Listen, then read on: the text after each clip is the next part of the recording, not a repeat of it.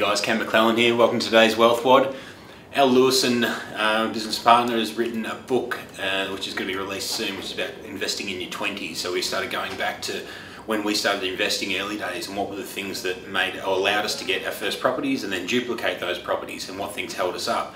And I went back and the key thing that stopped me getting an investment property first of all was a credit card. So I've been known to be pretty vocal about credit cards and getting rid of them, getting a debit card, but I'll run you through very briefly why, and then I want to talk about some of the stats today without making it boring. Won't mention the Bank of Melbourne, gave me a credit card when I was 14, 15, 16, something around there. Never really used the credit card much. I managed it really pretty well, never blew out any credit, always made my payments on time. Went to go for my first house loan in my early 20s and they said, your serviceability is not strong enough while you've got a credit card. Okay, but you guys gave me this credit card. So you can see my frustration. So I had to go and cancel my credit card and then reapply for another loan.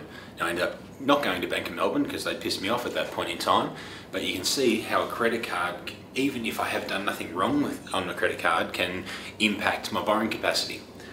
Without going through numbers, your debt serviceability, but that credit card really knocks it around because you are deemed to be able to have the credit card maxed out and the maximum interest rate you're going to have to make as repayments on top of whatever the home loan is, or car loans, or personal loans, or anything else you've got at that point in time, plus living expenses.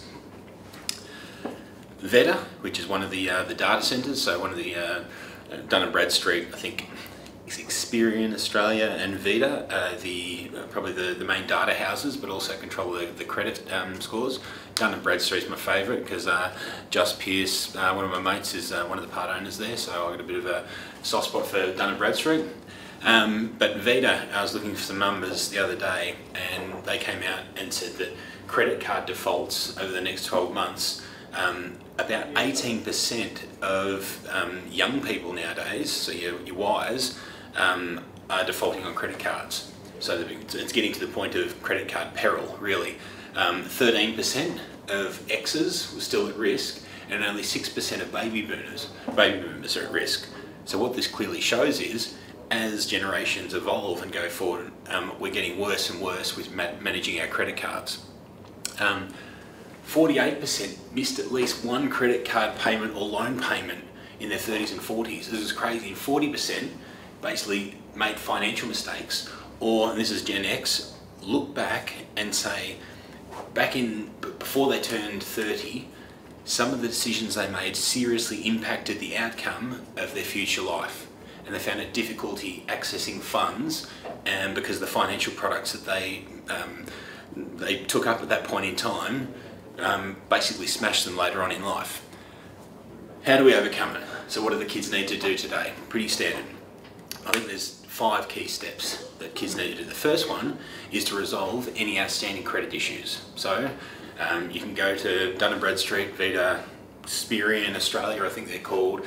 They're the main 3. Obtain a copy of your credit history. I think they're actually, don't quote me, I think they're free if you get it sent out by snail mail, but it doesn't cost much. Fix any any blips basically on your credit file. So if you've got any issues there, if there are any recorded notes about not paying something, go and pay it. Resolve that with the end provider. If it's a telco bill or an energy bill or whatever it is, go and pay it so you can get that cleaned off, or at least have it recorded that you fixed up that era. Probably the last one is, once you've got rid of your credit card, have a little bit of faith that after a couple of years you'll start to get your credit rating. We don't have credit scores, it's exactly the same as like the US make them out, but you've got a credit history. So a couple of things: get rid of your credit card, make sure you pay your bills, and over a period of time your credit history gets cleaner.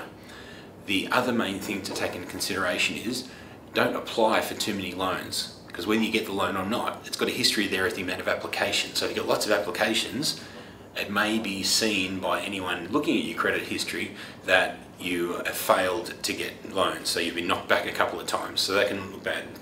But look, really, let's think about a credit card. And for the kids today, get rid of them, get a debit card. So credit cards are designed by the banks. If you go down deep into the pits, the depths, the dungeons of the banks, they keep a team in there called the marketing division. And the marketing division, deep down there, are assigned to come up with the best way to take the maximum amount of money out of your back pocket as fast as they can. And what they came up with was the credit card. The credit card's coming to get you. So get rid of your credit cards, use a debit card. If you can't manage your money, you don't deserve to have money. And the other thing is, if you're young trying to get ahead, drive the cheapest car your ego can handle. Guys, hopefully that keeps the kids safe when they're trying to get together their first deposit. But think back to Gen X's commentary when they did a survey. The financial mistakes they made in their 20s seriously impacted their future life. And the biggest one of those was credit cards. Okay guys.